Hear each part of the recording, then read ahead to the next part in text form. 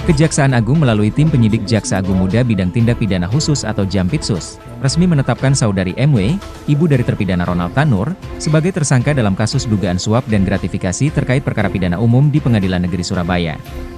Penetapan ini dilakukan pada Senin 4 November 2024. Penetapan tersangka terhadap MW merupakan hasil dari rangkaian pemeriksaan maraton oleh tim penyidik di Kejaksaan Tinggi Jawa Timur yang dilaksanakan sejak diterbitkannya surat perintah penyidikan pada 4 Oktober 2024 lalu. Perkara ini berkaitan dengan dugaan tindak pidana korupsi, berupa suap dan gratifikasi dalam proses hukum yang dijalani terdakwa Ronald Tanur di Pengadilan Negeri Surabaya.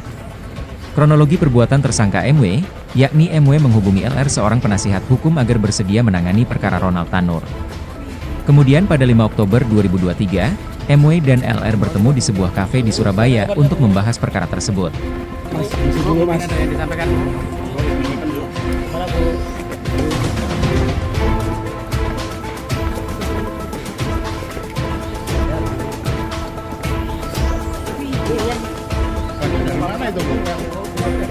Dari mana? 1 miliar sama 5 miliar untuk kasasi.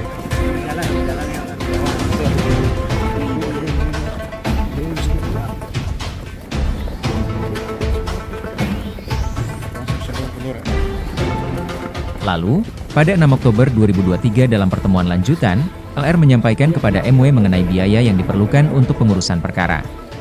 LR kemudian meminta ZR untuk memperkenalkan dirinya kepada pejabat di PN Surabaya, yang terlibat dalam pemilihan majelis hakim yang akan menyidangkan kasus Ronald Tanur.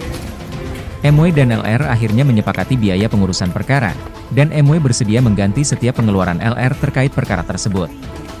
Dalam prosesnya, MW diduga telah menyerahkan dana total sebesar 1,5 miliar rupiah kepada LR secara bertahap, sementara LR juga telah menalangi sisa biaya hingga total biaya mencapai 3,5 miliar rupiah.